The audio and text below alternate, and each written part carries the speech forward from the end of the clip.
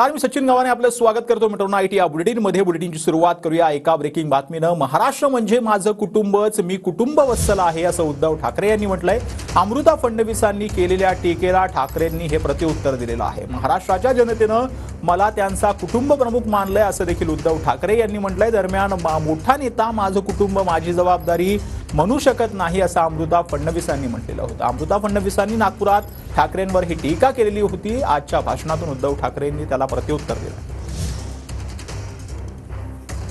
सगळ्यात मोठी जबाबदारी स्त्रियांची असते. माझं कुटुंब माझी जबाबदारी, त्यापुढे बाकी सगळं. हे आपण स्त्रिया म्हणू शकतो कारण आपण कुटुंबातला एक युनिट आहोत. पण जेव्हा मोठा नेता म्हणतो माझं कुटुंबच माझी जबाबदारी, मग तो प्रॉब्लेम आहे आपल्यासाठी. आपल्याला हे जाणून घेणं जरुरी आहे की माझं कुटुंब माझी जबाबदारी हे आपण म्हणू शकतो. मोठे नेते नाही म्हणू शकत, देवेंद्रजी नाही म्हणू शकत आणि ते नाही म्हणत.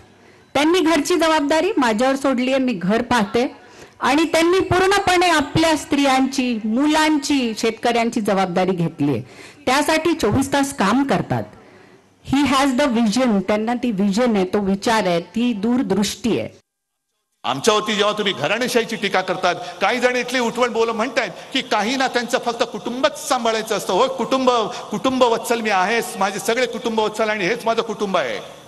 ते किती बोंबलले तरी माझ्या महाराष्ट्राच्या जनतेने माझा कुटुंब प्रमुख म्हणून जे मी बोललो ते तुम्ही मानलत. म्हणून तिकडे जसं योगी आणि त्यांच्या राज्यात घडलं तसं माझ्या महाराष्ट्रामध्ये घडलं नाही. हे तुमचं कर्तृत्व आहे, माझं कर्तृत्व नाही.